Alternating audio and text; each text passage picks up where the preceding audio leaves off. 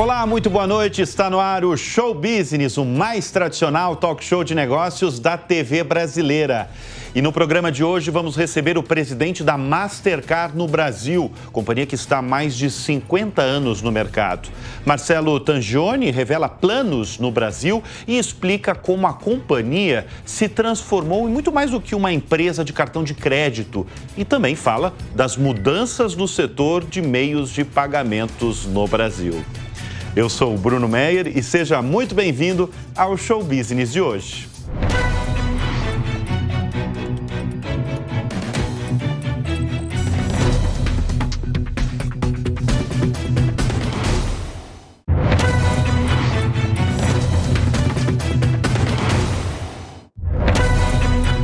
E nós voltamos com o Show Business, uma empresa de tecnologia que vai além do cartão. É assim que se define hoje a Mastercard, uma companhia que está há mais de 50 anos no mercado e é líder em cartões de créditos ativos em todo o país. Brasil a gente está falando, segundo dados do Banco Central. Se a gente pegar o mundo todo, a Mastercard processa, esse número é impressionante, 140 milhões de transações por hora. Não é por dia, não, é por hora. Nos últimos anos, para ir além dos cartões, ela investiu 7 bilhões de dólares em aquisições num processo longo aí de inovação.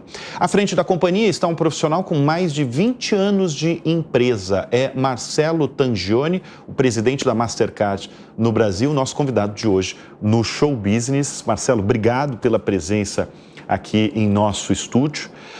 Como é que o Brasil conseguiu alcançar, de certa forma, um protagonismo nos negócios globais da Mastercard? Porque a Mastercard está em 200 países, mais de 200 países? Mais ou menos o número aproximado é esse. Boa noite, Bruno. Muito obrigado pelo convite. Prazer estar aqui com vocês hoje.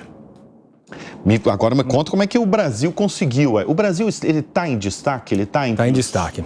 Entre os 2, 3 primeiros lugares? Isso. O Brasil, do ponto de vista de meios de pagamento eletrônico, é um país considerado maduro, né, no nosso mundo. Dentro da operação global Mastercard, Brasil fica entre segundo e terceiro colocado entre a maior operação do ponto de vista de contribuição de resultado. Fica em segundo ou terceiro? Isso varia, eu imagino, né? Depende um pouco do câmbio, depende da forma com que você olha, né? O nosso concorrente direto ali é o Reino Unido, e a brincadeira que a gente faz internamente é quantos mercados tem o Reino Unido versus um mercado que é o Brasil, né? Mas o importante é que a gente também cresce mais rápido do que eles, logo a gente acaba alcançando eles também. Então, Marcelo, é interessante ver a transformação da empresa nos últimos tempos, né? Porque, na verdade, é a transformação da empresa, vocês líderes, mas é a transformação de todo o mercado, né? Porque se a gente pegar há 10 anos, os cartões respondiam aí por 90% da companhia no mundo. O Marcelo está há um bom tempo, ele pode corrigir aí com esse valor, mas basicamente há 10 anos era 90% cartão de crédito. E hoje, serviços que vocês chamam de serviços diretos, eles respondem por mais de 1/3 aí do faturamento. Quando é que a empresa percebeu que não daria para ficar apenas no segmento dos cartões, e teria que se expandir? Bom, Bruno, a gente começou a olhar, né, para esse mundo além de cartões aproximadamente uns 15 anos atrás. E a ideia por trás vinha, obviamente, de uma visão que esse mercado ele passava por um momento de transformação onde a diferenciação estava ficando cada vez mais difícil, né? Então, quando a gente olhava nossa concorrência tradicional, toda vez que alguém lançava alguma coisa nova, alguma coisa diferente, muito rapidamente o concorrente ele tinha condições de ir lá e igualar. Então, existia uma necessidade e também uma oportunidade de criar algo diferente, né, que agregasse valor àquilo que a gente já fazia. Isso, obviamente, é muito importante, tá certo? Não é simplesmente, né, inovar por inovar. Você precisa criar e trazer uma coisa que realmente entregue valor para o seu cliente. E com esse pensamento, né, a gente começou a ir nessa linha, o que mais a gente pode trazer em cima daquilo que já era o tradicional do nosso negócio, que eram, né, as transações de cartões de crédito, débito, cartões pré-pago, cartões corporativos. A primeira linha de serviços que a gente lançou foi o serviço de consultoria. Como eu comentei. Consultoria para a empresa mesmo. Consultoria. Né? Então, E aí podia fazer a empresa que contratava vocês e contrata vocês, é uma consultoria para qualquer área da empresa? Para qualquer área, obviamente o nosso foco sempre foi meios de pagamento, tá certo? Então nós nos especializamos desde o começo, mas hoje a gente faz consultoria, né, que vai além de meios de pagamento. Então, por exemplo, uma das práticas mais fortes que a gente oferece para os nossos clientes hoje são serviços de marketing, por exemplo. E óbvio, o principal acaba sendo as operações de meios de pagamento, mas essas consultorias de marketing, elas servem para qualquer segmento dos nossos clientes. Se quiser fazer alguma coisa com seguros, por exemplo, a gente pode ajudar também. Então, assim, começamos, né, com consultoria, mas assim, a gente avançou muito, né, nessa linha além, né, dos cartões, como você mesmo mencionou. Hoje, mais de 1/3 do nosso resultado global já vem desses serviços adicionais. E a gente tem uma série de outras coisas. A gente tem serviços, por exemplo, de dados e insights. A gente, pelo tamanho da nossa rede... Até porque vocês têm um arsenal de dados impressionante, né? Exatamente. Então, o privilégio de ter acesso... São milhões de pessoas, falando no Brasil, que é a sua operação, são milhões de brasileiros transacionando ali através dos meios de pagamentos da Mastercard diariamente. Exatamente. Então, quer dizer, o fato da gente ter esses dados transacionais passando por nossa rede nos dá a oportunidade de fazer um trabalho de enriquecimento desses dados e oferecer isso como insights, como pesquisas de mercado, informações para ajudar os nossos clientes a tomarem decisões. Então, esse é um exemplo. Um outro exemplo, serviços de prevenção de ataque cibernético. Esse é outro assunto, né? Um tema super quente também. Tema super quente, inclusive aqui no show business, né? Quando a gente recebe profissionais, CEOs de instituição financeira, e a gente inclusive recebeu recentemente CEOs de empresas de cibersegurança. Esse é um assunto que sempre bomba para o nosso espectador, mesmo que isso mostra realmente a preocupação das pessoas comuns. Sim. Com segurança digital, né, Marcelo? Não, com certeza. Isso é uma preocupação geral hoje. E o bacana dessa linha de serviços, né, e voltando, por exemplo, da cibersegurança, que nos permite ir além da nossa base tradicional de clientes. Então, quando a gente falava do nosso mundo de cartões, historicamente, os nossos principais clientes sempre foram os bancos, as instituições financeiras. De uns anos para cá, teve um boom muito grande das fintechs, dos bancos digitais. Temos também as credenciadoras, que são aquelas empresas que fazem a relação com os estabelecimentos comerciais, varejistas. Então, historicamente, a gente sempre trabalhou neste mundo de clientes. Quando você começa a oferecer serviços de prevenção de ataque cibernético, por exemplo, aí o céu é o limite. Você pode oferecer esse serviço para um hospital, você pode oferecer esse serviço para uma empresa de comunicação, como a Jovem Pan, por exemplo, ou seja, vai muito além. Então, os horizontes ficam muito mais amplos para a gente também. Você citou um segmento que é o varejo, que vocês atendem há muito tempo. Sim. E o varejo, ele vive um contraste no Brasil, né? Porque ao mesmo tempo que você vê grandes redes locais com muita dificuldade, né? Vivendo demissões, fechamento de centros de distribuição, você vê comércios eletrônicos anunciando grandes investimentos no país. Ou seja, na verdade, é um contraste que o varejo brasileiro está passando. É outro segmento, outro setor que está vivendo um grande contraste no Brasil. Como é que o varejo atual brasileiro, com toda essa realidade que eu estou falando para você, impacta os negócios da Mastercard? Bom, tem um impacto muito direto e forte, obviamente, né? Então, como eu mencionei, ainda 2/3 do nosso negócio global vem do consumo de pessoas, de empresas. Então, o comércio tem realmente um papel fundamental. E, por consequência disso, a gente sempre trabalha muito próximo, né, dos estabelecimentos comerciais. Apesar de novo, no mundo transacional, Mastercard não ter uma relação direta de negócios, quando a gente fala de uma transação de cartão, é o dono daquela maquininha que está ali no ponto de venda, no comércio. Bom você falar isso, Marcelo. Como é que é a relação do... Você não tem a relação, então, com o consumidor final, né? Não tenho também. Você não tem, né? Aliás, essa é uma pergunta interessante que muita gente me faz, né? Muito comum, amigos, sejam donos de algum estabelecimento comercial ou até pessoa física. Pessoa física me pedindo, falou assim, pô, eu tenho um cartão Mastercard, você podia aumentar meu limite? Ou então... Você recebe muito essa pergunta? Sempre, sempre. E qual que é a sua resposta? A gente procura explicar o nosso papel, né? A nossa relação, na verdade, nosso negócio a gente considera nosso negócio que a gente chama de B2B2C. Então, a gente tem, obviamente, uma relação muito forte com o consumidor. Nossa marca é uma marca muito amada, muito forte, né? Tem um apelo emocional, assim, tremendo. Então, assim, não só no Brasil, mas falando especificamente de Brasil, o brasileiro gosta muito da nossa marca. E isso, óbvio, cria, né, um vínculo, uma relação muito forte, mas do ponto de vista comercial, nossa relação é com os bancos, com as fintechs, os bancos digitais que fazem a emissão desses cartões para as pessoas físicas, para as pessoas jurídicas também, e são eles que definem limites de cartão, a precificação de tarifas, tá certo? Então tem uma série de políticas ali que são definidas por esses participantes que a gente chama de emissores, né, que são os emissores dos cartões.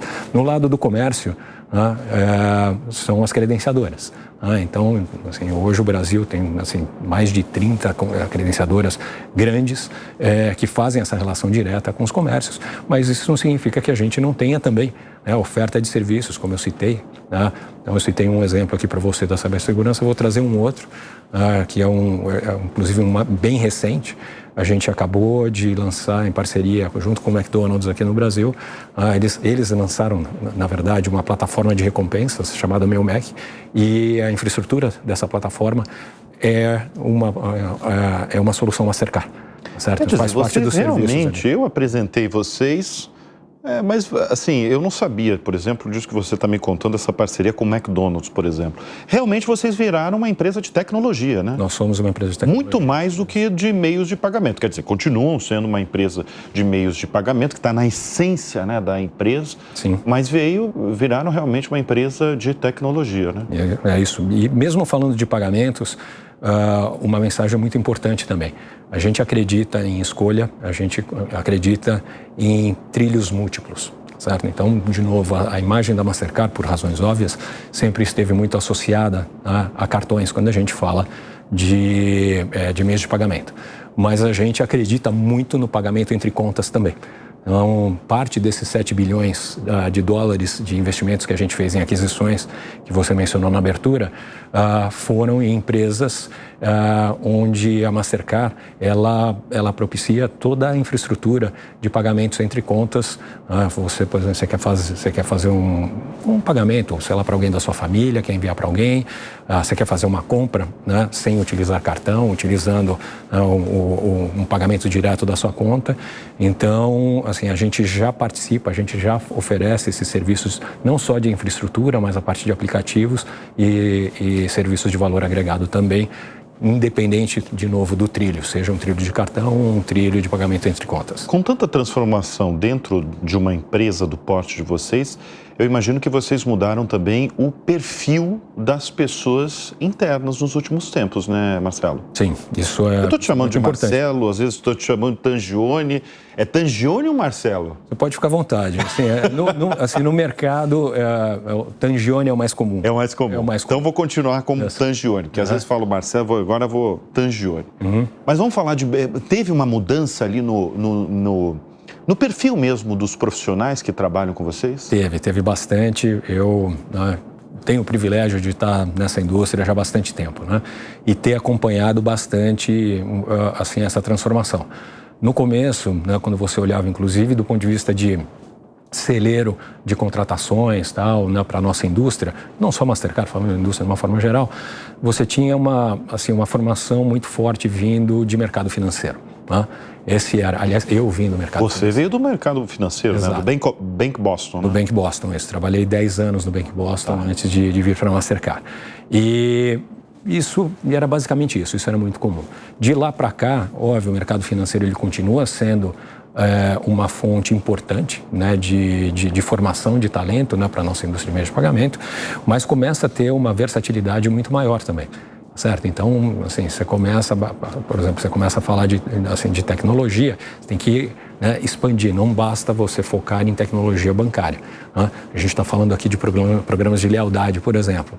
Certo? O tipo de profissional que você precisa procurar é diferente. Cibersegurança, você tem que começar a trazer assim, gente completamente fora daquela caixinha tradicional. E tem esses profissionais no mercado? Porque eu escuto de muito CEO, presidente de empresas que sentam nessa cadeira, que tem determinadas áreas que você tem muita dificuldade de você recrutar profissionais qualificados. Sim. Eu ouvi isso recentemente de um presidente de banco, que tem determinadas áreas ali, sobretudo tecnologia, que eu quero contratar, mas eu não acho gente qualificada. Você enfrenta isso? A gente tem, às vezes, dificuldade sim. A gente tem a sorte, de novo, de ser uma marca muito forte, que naturalmente atrai muito talento. A empresa, ela não só tem uma marca muito forte, mas ela tem uma política de salários e benefícios também extremamente positiva, muito atraente.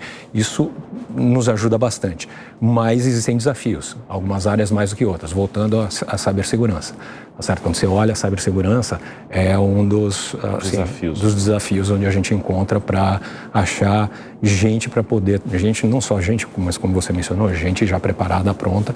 E aí, obviamente, o ideal é você olhar ali o diamante bruto, traz para dentro de casa e procura formar, que é uma coisa que a gente faz muito bem também, né?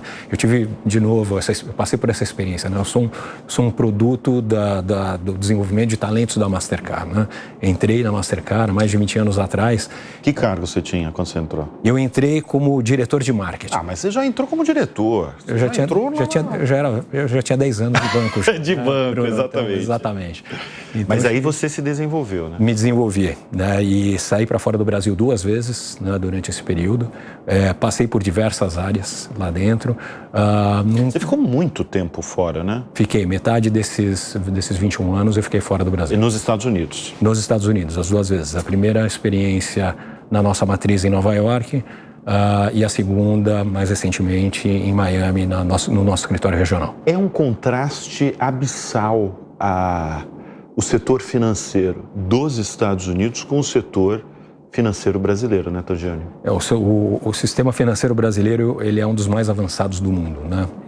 Já há muito tempo, né? Eu que, de novo, sou um pouco mais velho, né? Eu trabalhei na época, né, antes do Plano Real, e num momento em que o Brasil convivia muito com inflação. E naquele ambiente, né, e até indo um pouco mais atrás, até antes mesmo de eu começar a trabalhar, lá na década de 80, né, eu pensando hoje, né, o cenário, a situação, como era, para você se adaptar àquilo, era uma coisa realmente impressionante. Né? A gente hoje, assim, pensar do que a gente passou lá atrás, com a tecnologia que a gente tinha para trabalhar lá atrás, é realmente uma coisa impressionante. Isso criou uma criatividade, uma resiliência, assim, e um avanço no nosso sistema realmente muito forte. E o Brasil, certamente, por conta de carrega isso até hoje. O Brasil é muito avançado. Sabe por que eu comento isso? Porque eu fico impressionado. Eu não morei nos Estados Unidos, mas eu sei de amigos que moram até hoje lá.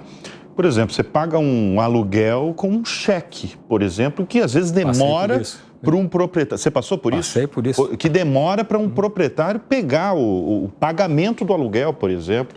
Sendo que no Brasil você tem, por exemplo, o Pix, né, que é um sucesso nacional, que está sendo exportado, inclusive, essa ideia, muito rapidamente, é instantâneo, né? É impressionante nessa... Essa experiência do cheque, né, eu passei, né, do momento que você faz o comando do pagamento até ele chegar, né, no destino e ser liquidado, né? Porque você emite o cheque, tem que ser impresso, ele vai pelo correio, chega lá na pessoa, a pessoa pega, deposita isso na conta. Esse prazo pode levar até uma semana. É uma coisa absurda. Uma semana? Exatamente, chega até uma semana. Já nos Estados Unidos existem hoje já alternativas de você fazer pagamentos instantâneos, como a gente tem aqui no Brasil, tá certo? Mas isso ainda numa dimensão muito menor do que a gente... E por que a gente está tão evoluído? É o Banco Central aí, Brasil? Qual que é a sua avaliação do Banco Central brasileiro gerido pelo Roberto Campos Neto? Bom, vamos primeiro falar do porquê, né, que o Brasil está aqui. Então, eu volto à questão do legado, né, que nos obrigou a se desenvolver para poder sobreviver naquele ambiente que realmente não era muito fácil. Falando agora de Banco Central. O Banco Central teve um papel fundamental, particularmente na nossa indústria, trabalhando junto com todos os participantes, obviamente. Então, sempre existiu uma colaboração muito grande, né, do Banco Central, já há muitos anos. E nesse processo colaborativo, tornou o Brasil um dos países mais avançados hoje do ponto de vista de meios de pagamento eletrônico. Então, quando a gente fala especificamente, né, de cartões, né, só para trazer um pouco de números, cartões hoje participa em 57%, né, do consumo privado das famílias brasileiras. Quando você adiciona o Pix, esse volume chega a quase 80%, um pouquinho mais de 80%. Então, o Brasil hoje é muito avançado. Então, o Banco Central sempre teve um papel muito importante. Como eu mencionei, ele é o nosso regulador, né, e eu sempre entendi a regulação, né, como algo positivo para o mercado, óbvio, desde que ela seja bem aplicada, desde que ela, né, reconheça seus limites. Livre mercado é fundamental, né, para qualquer negócio, mas você ter claridade nas regras do jogo também é muito importante. Eu lembro, né, eu tenho muita história para contar, Bruno, você me diz. Não, mas pode contar. Todos esses 20 anos de indústria. Mas, né, é para contar, as pessoas querem te ouvir. E num dado momento, um dos papéis que eu tinha para dentro da Mastercard era a responsabilidade por cartões pré-pagos para a América Latina.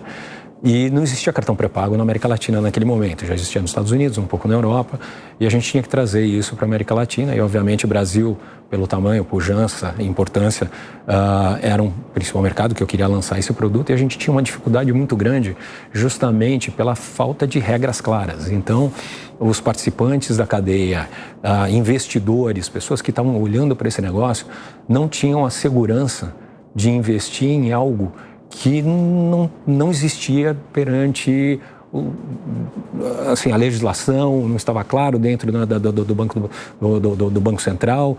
Então, tinha uma incerteza muito grande e isso fazia, né, com que a indústria se evoluísse muito devagar.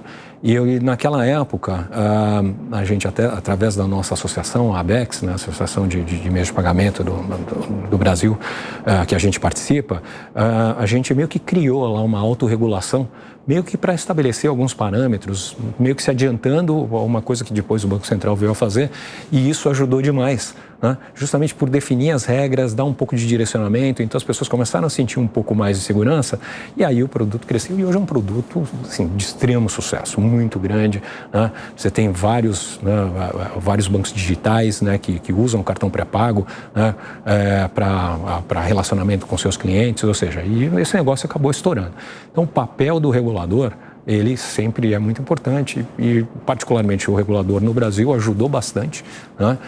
Foi um colaborador grande, né, para os arranjos, né, as redes, né, como o Mastercard, assim como os emissores e os credenciadores para fazer o Brasil ser tão desenvolvido nesse mercado. A gente está falando dessas diferenças, né, entre países, o quanto o Brasil é evoluído no setor financeiro de meios de pagamento. Eu acho muito curioso, eu quero levar ao nosso espectador e ouvinte, que a Mastercard ela tem uma missão no mundo já há algum tempo e permanece, que é transferir as transações de meios de pagamentos do papel, da cédula de papel, para o eletrônico. Quem mora em grandes centros no Brasil, quem mora em São Paulo, por exemplo, em determinadas regiões, pode achar isso de outro mundo. Como é que é a preocupação de uma empresa do porte de vocês de transferir o papel para o digital? Claro, essa pessoa vive já no digital 100%.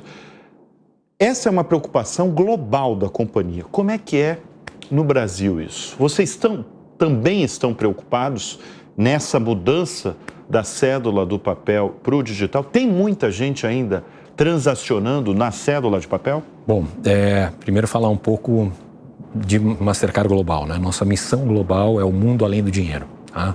Então, ou seja, isso faz parte a nossa missão como empresa, como negócio, é justamente fazer com que o papel, né, a papel moeda seja substituído por um meio de pagamento eletrônico. O Brasil, como eu já mencionei, já está bastante avançado, né? Cartões já chegou a 57%, mas a gente, quando olha outros mercados, tem muito ainda a se fazer, Bruno. Você pega economias, né, importantes, né, quando a gente compara Argentina, México, Colômbia, para falar das principais economias de América Latina, esses números eles não passam de 25% de participação do consumo privado. Então tem muito papel moeda ainda circulando. E isso gera uma ineficiência, né, muito grande para qualquer governo, para qualquer economia, porque tudo isso é caro, né? Não é simplesmente fato só você imprimir moeda, mas tem toda uma questão de manuseio, de transporte, de reposição, custos escondidos, tá certo? Então, muitas vezes, a noção, né, de que uma compra com dinheiro não tem custo, lógico que tem muito custo, quer dizer, o manuseio, a perda, a fraude, você ter que levar isso para o banco, ou seja, uma série de inconveniências, sem contar, obviamente, um outro aspecto, né, que a gente já percebeu através de diversos estudos que a gente faz, que é uma correlação muito forte, né, de quanto mais você aumenta a participação dos pagamentos, né, na sua economia, no seu país, saindo do papel moeda para eletrônico, você cria um ciclo virtuoso muito positivo, porque você está diminuindo, por exemplo, facilidade de crime organizado, lavagem de dinheiro, ou seja, uma série de problemas, né, que países enfrentam, que o papel moeda acaba sendo trazendo um ambiente, uma situação mais favorável. Então, quanto mais você penetra os pagamentos eletrônicos, menor a tendência, mais difícil fica esse tipo de atividade legal. Então, Júnior, eu queria falar um pouco da sua carreira, porque a gente tem falado aqui, são 30 anos aí na trajetória, um pouquinho mais de 30 anos, né? Começou no Bank Boston, foi para a Mastercard, está há 21 anos ali, passou por várias áreas, pagamento, cartão, marketing, que define bastante a sua carreira. O que você acha que foi determinante para a sua ascensão profissional a ponto de você virar o presidente de uma operação extremamente relevante de uma empresa do porte da Mastercard? Bruno, essa é uma pergunta, uma das, assim, que eu recebo muito, né? E eu confesso que eu tenho uma dificuldade tremenda de responder, tá? Mas já pensei muito sobre isso. Eu acho que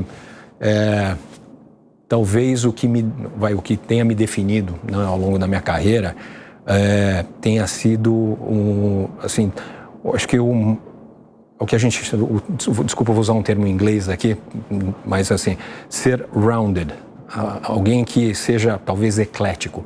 Eu não sou assim aquela pessoa que você fala, ele é sensacional, excelente nisso. Tangione, ele é ótimo em vendas. Tangione, ele é excelente como orador, ou ele é um líder maravilhoso de pessoas, ou ele é muito bom em análise de dados. Eu acho que eu faço bem um pouco de tudo, tá? E eu acho que isso me ajudou muito, né? Essa versatilidade, acho que esse é um ponto, então, que certamente me ajudou muito. Outra coisa que para mim eu acho que foi fundamental foi gostar de mudança. Eu sempre gostei muito de mudanças. Mudança, eu adoro mudança. E mesmo mudança radical? Mesmo mudança radical. Que é o que o seu setor, o setor financeiro vive? Adoro. Vive há muito tempo já? Eu, em todo o meu histórico, né, desses 31 anos de carreira, eu nunca fiquei mais de 3 anos sentado na mesma cadeira. Você foi mudando de área? Sempre mudando de área, às vezes na mesma área, mas com a cadeira aumentando o escopo ou diminuindo de alguma forma. E olhando, fazendo uma retrospectiva, pelo menos 2 grandes saltos de carreira que eu tive foram em momentos de mudanças assim, radicais, organizacionais, né? Uma delas, por exemplo, eu fiquei sem minha posição, acabaram eliminando minha posição, e aí... Você achou que ia ser demitido? Lógico, né? Isso assim, é muito comum nas empresas. E o que aconteceu? Não, o que aconteceu, assim, mudanças organizacionais que acabam acontecendo, isso é muito comum no mundo corporativo. E aí você muda uma estrutura, você às vezes decide desinvestir de um determinado negócio para focar em outra coisa e de repente aquela cadeira que você está lá deixa de existir. E aí é natural, né, por mais que você seja, né, um colaborador de anos, né, de entrega de resultado, com histórico positivo, às vezes uma decisão difícil tem que ser tomada, às vezes a sua posição é eliminada, infelizmente a pessoa acaba sendo também desligada. No meu caso, né, eu acabei virando essa ameaça uma oportunidade, né, aproveitando para usar aquele momento como uma alternativa. Assim, bom, se eu ficar aqui, eu vou acabar rodando mesmo, vou perder meu emprego. Então você começa a pensar em coisas diferentes. Foi um dos momentos que eu dei uma guinada, por exemplo, na minha carreira. Né? Meu histórico, né? Eu comecei em marketing, produtos, passei muito tempo em produtos também, e foi quando eu saí desse mundo de marketing produtos para ir para que a gente chama de general management, tá certo? Assumindo como country manager, né? Como presidente. Uma espécie de o presidente. É o presidente de uma determinada região ali. Isso, o Caribe, 27 países do Caribe. 27 países. Foi no momento que aconteceu exatamente isso. E você era líder de determinadas áreas, né? Como você falou, produtos, marketing. Sim. No momento em que você assume uma operação grande ali, grandiosa, envolvendo vários países, foi assustador para você? Foi fácil? Você se adaptou rapidamente? Foi um baita susto, para ser sincero, porque naquele momento eu estava buscando, eu queria ir para essa posição, né, como country manager ou presidente, né, não necessariamente daqueles mercados, mas alguma posição que fosse de general management, mas eu achava que eu deveria antes pagar um pedágio na área comercial. Né? Ser vendedor? Então, eu não sou. Né? Quer dizer, todo mundo é um pouco, né, Bruno? Então, a gente tem que ser um pouco. Tem que ser um pouco, exato. E eu, quando trabalhei no Bank Boston, uma das posições que eu tinha lá um grupo de agências que eu era responsável, então eu tive um papel, não diretamente de vendedor, mas era um papel comercial, onde eu tinha uma responsabilidade ali de algumas agências. Então, eu já tinha tido essa experiência comercial no meu emprego anterior, mas na Mastercard eu ainda não tinha tido. Então, eu achava que tinha que pagar esse pedágio antes de chegar lá. E o presidente da região na época, né, que era uma pessoa que já tinha sido, inclusive, meu gestor no Brasil, pessoa que sempre me ajudou muito, sempre me aconselhou muito, né, dentro da Mastercard, e hoje ele já saiu da Mastercard e continua me ajudando bastante, né, ele acabou apostando em mim. Eu falei assim, olha, eu acho que dá para apostar, tal, a gente te conhece um pouco, então vai lá e já assume direto, você tem que pagar esse pedágio. Então foi um baita susto, né, e uma transformação gigante, né, e assim, você pegar ali um negócio que tinha uma contribuição de P&L grande, porque eram 27 mercados, né, e mercados completamente diferentes, o que era assim, sensacional também. Tangione, eu gosto de fazer essas perguntas porque o nosso espectador gosta muito de se inspirar realmente, essa é a palavra, se inspirar em grandes executivos, com pessoas aí profissionais que têm uma trajetória extremamente notável. E vocês têm um programa de trainee que também é muito concorrido no Brasil. Bom, você está há mais de 20 anos na empresa, está vendo aí as mudanças que o mercado pede, que a empresa pede e que, como a gente já comentou em um outro tópico aqui no bloco, que mudou muito o perfil também de profissionais. Hoje, que tipo de profissional você busca dessa galera que se candidata, por exemplo, a um pleito aí de ser trainee de vocês? Bom, o nosso programa de trainees, realmente, ele é bastante buscado, ele tem bastante sucesso. A gente já falou aqui um pouco, eu acho que da empresa, da marca, mas a indústria atrai bastante também. É uma indústria muito dinâmica, que está crescendo muito, e isso, de uma certa forma, facilita, né, essa procura que a gente tem pelo nosso programa. É um programa super interessante, né, onde a gente investe bastante no desenvolvimento do talento. Existe um trabalho de rotação, então assim, os trainees vai passando por várias áreas. Vão passando por várias áreas, o que é fundamental. Eu fui trainee no começo da minha carreira, né, e passei por isso, eu sei o quanto isso fez diferença. Importante, né? Quando eu comentei aqui que eu sempre acabei mudando de posições, eu atribuo muito disso, né, esta base de formação que eu tive no começo da minha carreira. Eu lembro que assim, eles falam, olha, você quando passa pelo programa de treino, você pode trabalhar em qualquer área aqui. E é um pouco disso que a gente procura trazer para o nosso programa também. A gente procura desenvolver essas pessoas. O que a gente busca? A gente busca gente, né, que tenha uma curiosidade e uma capacidade de aprendizado, alguém que tem que estar sempre antenado, alguém que tenha, né, muita ambição. Isso é fundamental, e alguém que esteja preparado para lidar com mudança, porque como você mesmo mencionou, nossa indústria está passando por uma transformação gigante e já vem, né, nesses últimos 20 anos e vai continuar assim. Agora, o que é você é pai de 2 meninas, né? 2 meninas. E você comanda uma empresa que tem esse programa de trainee, recebe muitos jovens e você tem muitos jovens profissionais na sua equipe.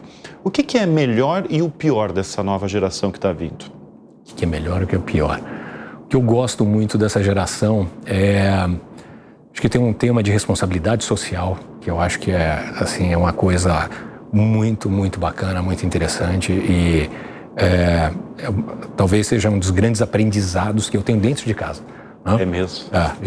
Você mencionou, eu tenho 2 filhas, então eu moro num domicílio de mulheres, tá certo? Sim.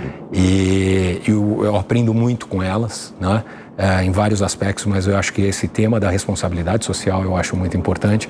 Essa geração, óbvio, a gente evolui bastante. Eu, me comparando ao que eu era 10, 20, 30 anos atrás, me considero hoje uma pessoa melhor e espero continuar melhorando, mas eu acho que essa geração tem um papel muito importante nessa influência. Como eu falei, eu vejo isso dentro de casa, eu vejo isso dentro da empresa também. Então, eu acho que ali talvez eu acho que a grande contribuição que traz para as gerações mais antigas como a nossa, né? Eu não vejo nada de negativo, sendo sincero. O único ponto de atenção que eu acho importante, isso eu falo muito, né, para os nossos colaboradores, principalmente o pessoal que está começando a carreira. A gente passou, né, por um período infeliz de pandemia que fez com que a gente tivesse que se readaptar numa série de coisas e no trabalho isso não foi diferente. E o trabalho remoto, ele acabou trazendo, acho que primeiro por uma questão de necessidade, né? A gente vivia ali uma situação, né, o mundo inteiro, onde a gente tinha que se preocupar com capacidade de atendimento médico, hospitais, etc e tal, não tinha vacina no começo, aquela coisa toda, então tinha que existir um isolamento e aí, obviamente, a economia, para não parar, teve que adotar o trabalho remoto. Depois da pandemia, nós descobrimos que existe uma série de benefícios no trabalho remoto. Você tem eficiência, você tem uma série de coisas interessantes. E eu acho que hoje existe talvez um consenso de que o híbrido talvez seja o melhor caminho. Pelo menos é o que a gente tem visto, é o que a gente adotou dentro da Mastercard e é o que a gente tem visto na maioria dos mercados.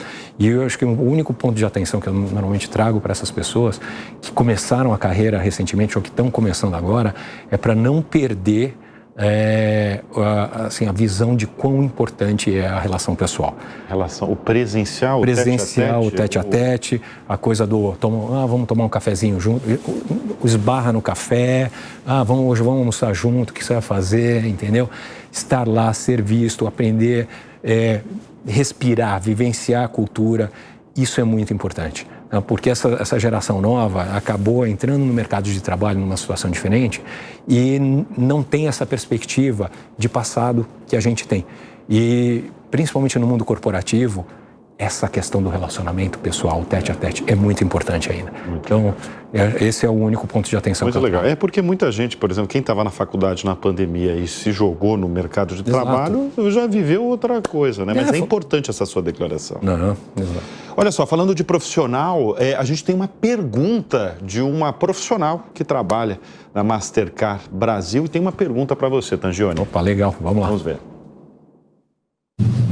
Olá, Marcelo. Meu nome é Jordana, sou do time de Trans e Market Delivery. E minha pergunta é: durante toda a sua carreira, qual foi a maior mudança que você viu dentro da Mastercard e também dentro do mercado de meios de pagamento? Nossa.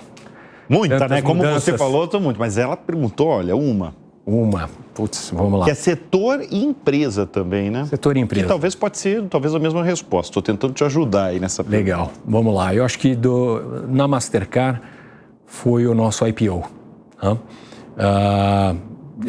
Eu lembro quando eu entrei na Mastercard, antes do IPO, eu confesso que eu achava que eu tinha cometido um grande erro. Né? Pelo momento da empresa, tinha acabado de sair de um banco multinacional super organizado, estruturado, para uma empresa que ainda era uma associação de bancos na época. E aquilo me incomodou muito, né, por vários aspectos. O IPO completamente transformou essa empresa. A organização mudou da água para o vinho, se tornou um dos maiores cases de sucesso da Bolsa dos Estados Unidos. Hoje é uma empresa, né, que tem um market cap de 425 bilhões de dólares. Né? Então, quando você olha a trajetória da nossa ação, uma das que mais se valorizou, né, na história da Bolsa Americana. Então, eu acho que o IPO, ele, assim, do ponto de vista transformativo, né, foi... talvez o principal. Tiveram vários outros, obviamente, só você abrir seu capital para o mercado não resolve o problema, tá certo? Mas o que veio por conta disso, eu acho que foi o mais importante. Falando de mercado agora especificamente, falando de Brasil, também acho que foram várias, mas eu acho que teve um ponto aí de inflexão importante, e aí eu tenho orgulho até de ter participado deste movimento e liderado isso como Mastercard. Foi um momento em que nós começamos a abrir o mercado para licenças que iam além de instituições financeiras. Eu acho que isso deu, né, um boom, né, não só no tamanho, no crescimento do nosso mercado, mas de uma importância gigante para acelerar a inclusão financeira no mercado brasileiro. Então, quer dizer, a gente começou a trazer novos participantes que começaram a entrar em segmentos onde, né, as instituições financeiras, por N motivos, né, não operavam. Então, isso acabou, acho que, influenciando muito. A gente começou trabalhando com varejistas, né, foram os primeiros tipos de empresas que começaram a receber licenças, né, para poder operar com cartões. E aí, depois disso, vieram as fintechs, os bancos digitais, e o resto é história, tá certo? Então, quer dizer, a gente acho que transformou não só a indústria, mas transformou o país, promovendo toda essa inclusão financeira. Ô, Tangione, como é que você se atualiza diariamente diante de tanta transformação no setor e num mundo completamente com uma abundância de informação o tempo todo? Como é que você se atualiza? Um pouco de tudo, né, Bruno? A gente tem que estar sempre antenado, tá certo? Aos meios de comunicação, TV, rádio, sempre que possível. Dentro da empresa também, a gente...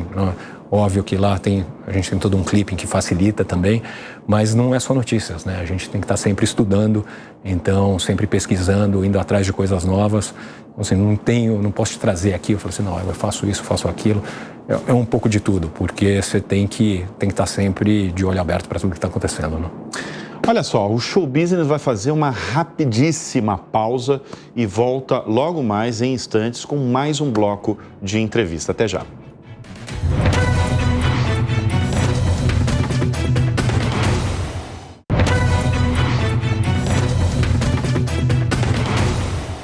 E a gente volta com o Show Business nessa edição, falando com o presidente da Mastercard no Brasil, Marcelo Tangione. Marcelo, a gente falou muito no último bloco sobre as transformações no setor aí de meios de pagamento, que está em ebulição, mudando um momento, a todo momento, né? Mas a gente não falou especificamente do setor financeiro, que vive realmente uma mudança radical, especialmente no Brasil, né? Porque o Brasil tem aí 4, 5 instituições tradicionais, chamadas também bancões, e de repente viu um verdadeiro celeiro aí, fábrica de fintechs, bancos digitais surgindo toda hora aí, né? Cada um com um modelo. Agora a gente já está vivendo um outro momento, né? De bancos digitais que atendem determinado público. Como é que é gerir, Tangione, uma instituição que está no meio disso tudo, numa transformação que não acabou, que está acontecendo, e principalmente como é que se mantém uma empresa relevante diante de tanta concorrência?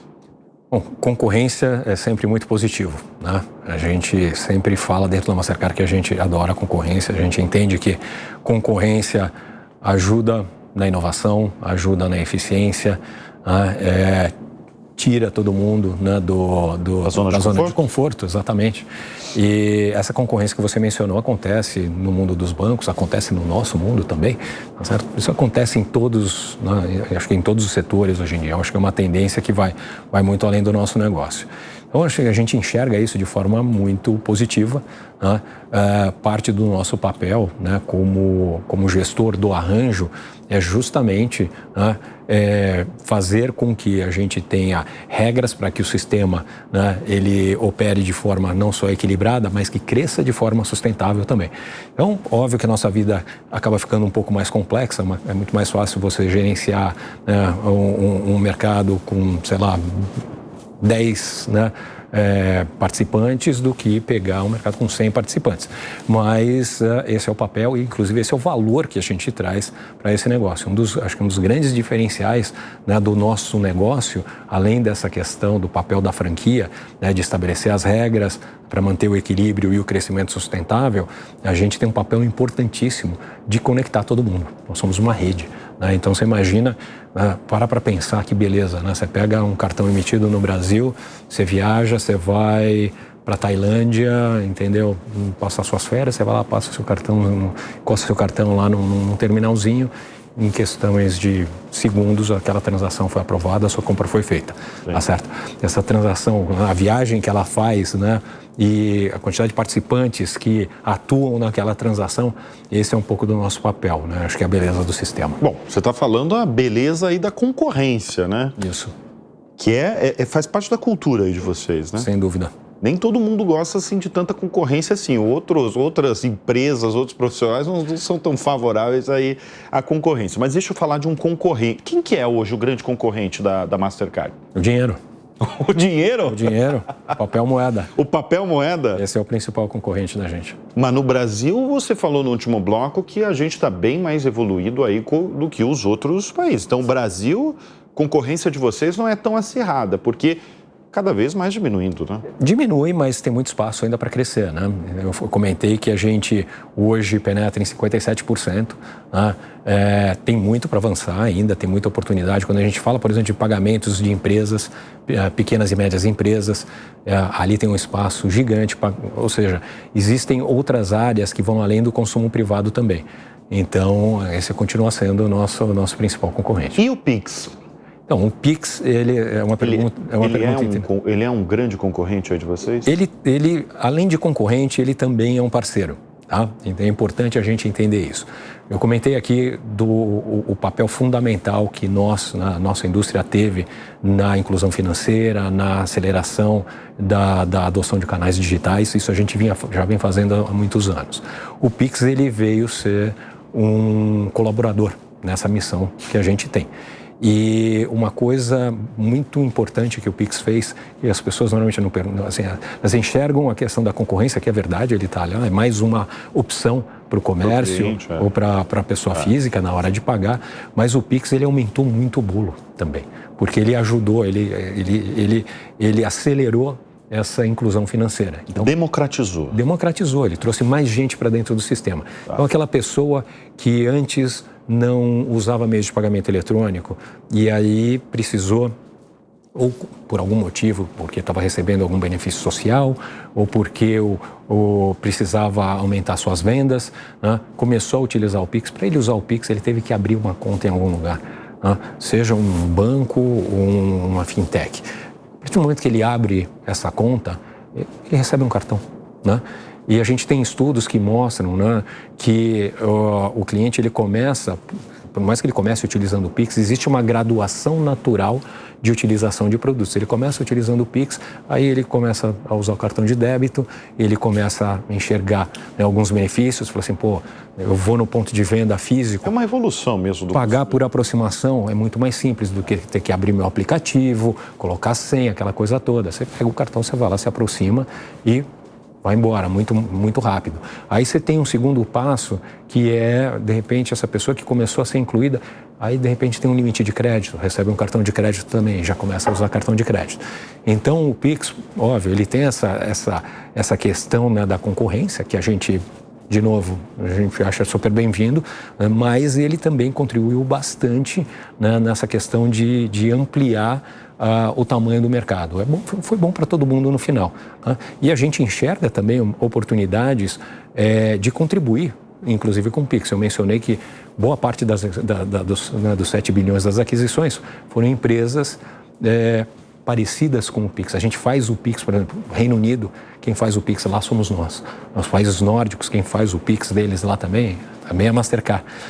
Aqui é o Banco Central que detém não só a infraestrutura tecnológica, mas também toda a gestão, né, do arranjo, mas a gente também tem condições de contribuir com serviços de valor agregado. Deixa eu falar agora de cartão de crédito, porque ainda é o maior negócio aí de vocês. Quando que o cartão de crédito pode ser um inimigo da pessoa e quando ele pode ser um aliado? Então, a gente enxerga, obviamente, como aliado. Importante saber usar, não só o cartão de crédito, qualquer tipo de crédito. Educação financeira, então, é fundamental. Fundamental. E, de novo, esse não é um problema do cartão de crédito, tá certo? Isso pode ser um problema do cheque especial, pode ser um problema de qualquer tipo de financiamento.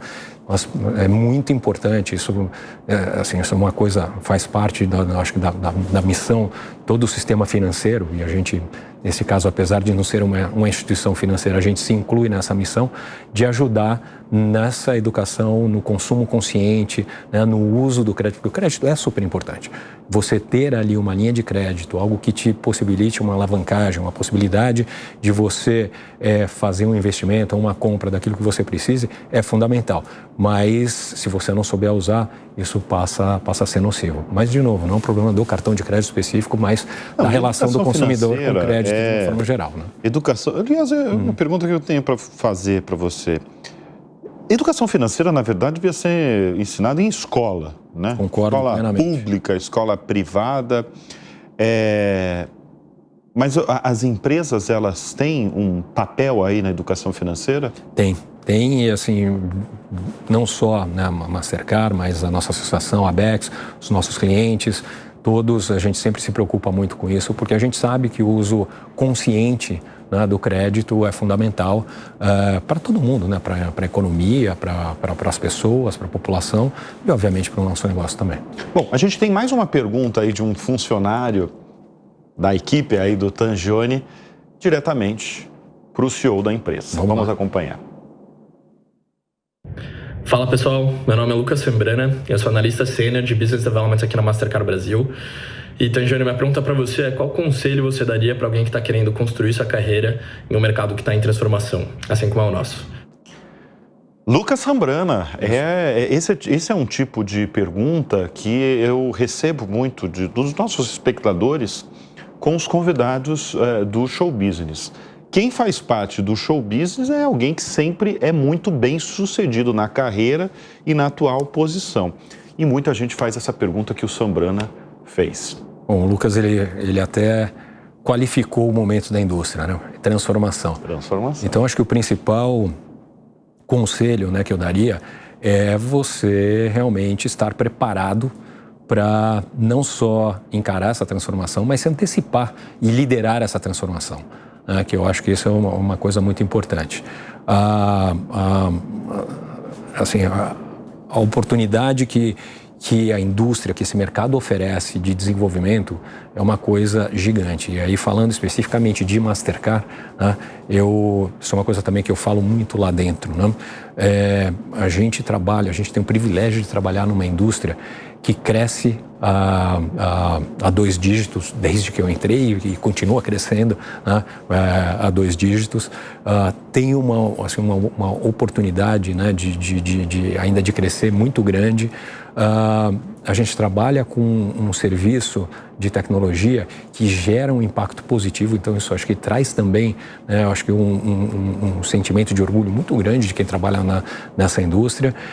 Então é importante você estar preparado para lidar com essas mudanças, com a transformação de novo. Estou falando de mudança de novo porque sou um apaixonado por isso. Né? Dá para ver. Exato, mas é realmente isso, é um dinamismo muito grande. E você tem que estar aberto, tem que estar preparado para esses desafios. Né? Eu falei aqui também, já 2 vezes saí do Brasil, então você ter essa flexibilidade, estar preparado para trabalhar com essas mudanças e se antecipar, né, a essas tendências, eu acho que seria o principal. Se antecipar, você falou exatamente assim, a gente está falando ao longo desse programa sobre as mudanças, transformações que o mercado vive, o setor financeiro vive o tempo todo, isso não acabou, está mudando, cada mês muda. Como é que não pode, o que o profissional precisa para não perder o bonde mesmo, para não o negócio passar, ali a transformação passar e você vê e você perdeu? O que ele precisa? Bom, eu vou começar com o que ele não vou dizer nem precisa, ele não pode se acomodar. Tá? A gente volta a falar aqui da zona de conforto. Tá? Entrou na zona de conforto, fica para trás, justamente por esse dinamismo. Tá? Então é super importante você estar sempre à frente, sempre estudando, sempre indo atrás, mostrar muita ambição. Né?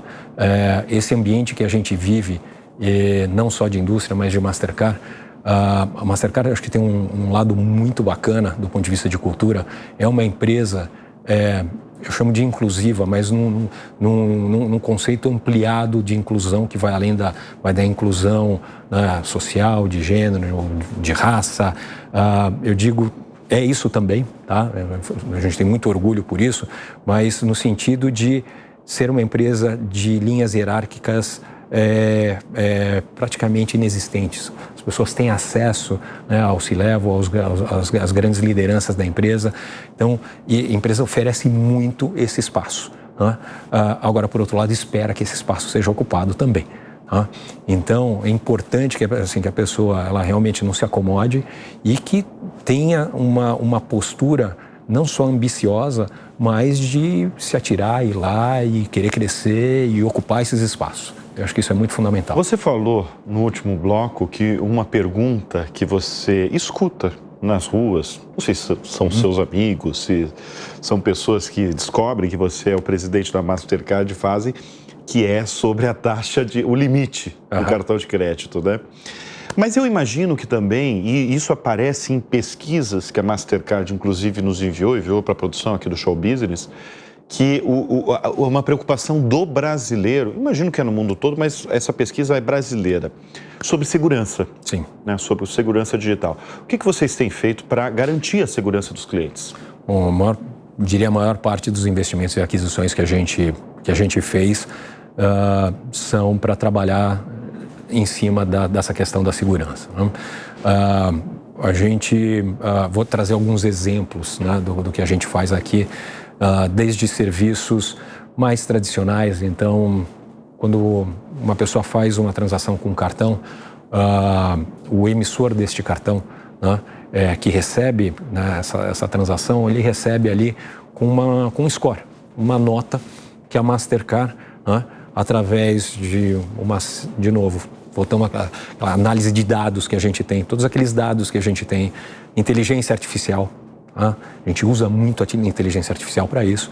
E aí, baseado em tudo que a gente enxerga do ponto de vista transacional, aquela transação, quando chega, né, para o banco ou para a fintech, na hora de autorizar essa transação, recebe um score que a Mastercard diz qual que é a probabilidade daquela transação ser uma transação fraudulenta ou não. E aí o banco, obviamente, tem a descrição de aprovar ou não. Então, esse é um exemplo.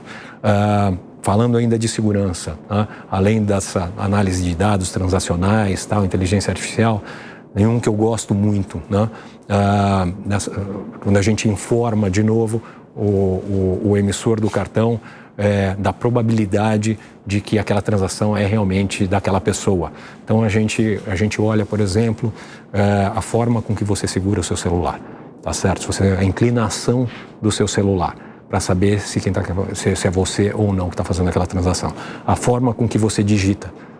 A forma do celular? O ângulo do celular. É mesmo. Tá? A forma com que você digita. Se você digita com um dedo, com 2 dedos, a velocidade, até os tipos de erro que você faz às vezes. Isso já existe hoje, já está. Isso existe, é disponível, a gente oferece isso para os nossos clientes.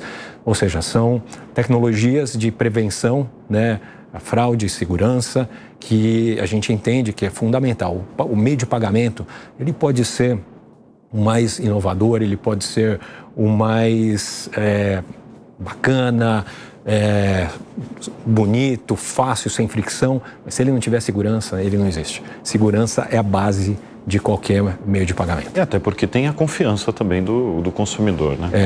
É a base de tudo. Essa é uma pergunta que eu faço para todos os convidados do Show Business. Quem que é a sua referência no mundo dos negócios, na vida, Tangioni? Referência? Eu acho que eu tenho 2 referências. Pode ser 2? Lógico, claro que sim. Então, tá bom. Então, assim, no mundo corporativo, eu diria a Ajay Banga, tá? Que foi o CEO da Mastercard por mais de 10 anos. Eu falei aqui do processo de IPO. Ele acabou assumindo a empresa logo depois do IPO e ele foi o grande responsável por liderar a Mastercard nessa transformação, por exemplo, do mundo além de cartões, entendeu? Serviços, etc. e tal, de posicionar a Mastercard como uma empresa de tecnologia, saindo de ser uma empresa de cartões para ser uma empresa de tecnologia. Eu acho que o papel dele foi um papel assim, maravilhoso e, óbvio, ter visto isso de perto, eu acho que isso para mim acaba sendo uma referência muito grande. Impossível, né, não citá-lo, porque aprendi, sempre me inspirou muito. Do lado de empreendedorismo, meu pai, né, ele foi empreendedor, ele era dono, ele junto com meu avô montaram uma fábrica de estopa muitos anos atrás e ali dentro de casa eu vi o quão difícil é você montar um negócio do zero, manter esse negócio. No momento que a empresa estava muito bem, a empresa pegou fogo, a gente perdeu praticamente tudo, né? Então um dia você está muito bem, outro dia você está muito mal. Estopa é um material super inflamável, né? Então o seguro cobria muito pouco, a gente teve que basicamente recomeçar. Aí reergueu o negócio, aí depois, década de 90, veio... Já tinha migrado de estopa para toalhas industriais, veio a abertura de mercado, né, com entrada de produtos chineses, aquela coisa toda, pegou a indústria inteira assim, despreparada. Ou seja, aquilo para mim, né, ter acompanhado o meu pai passar por esses momentos de altos e baixos, aquilo para mim foi uma lição muito forte, muito grande, porque eu vivi aquilo de perto, né, e até por ser o filho mais velho dentro de casa, existia uma proximidade. Às vezes eu ia com meu pai, ia trabalhar com ele, acompanhava, então estava próximo ali do dia a dia. Então também foi uma referência muito grande para mim. Muito bem. Nós recebemos nessa edição o presidente da Mastercard Brasil, Marcelo Tangioni. Obrigadíssimo pela presença aqui em nosso estúdio. Foi uma verdadeira aula aí de vários assuntos que a gente passou. E eu te agradeço muito. Muito obrigado. E olha, o Show Business vai ficando por aqui. Muito obrigado sempre pela sua audiência, pela sua confiança. A gente volta na semana que vem. Até lá. Tchau, tchau.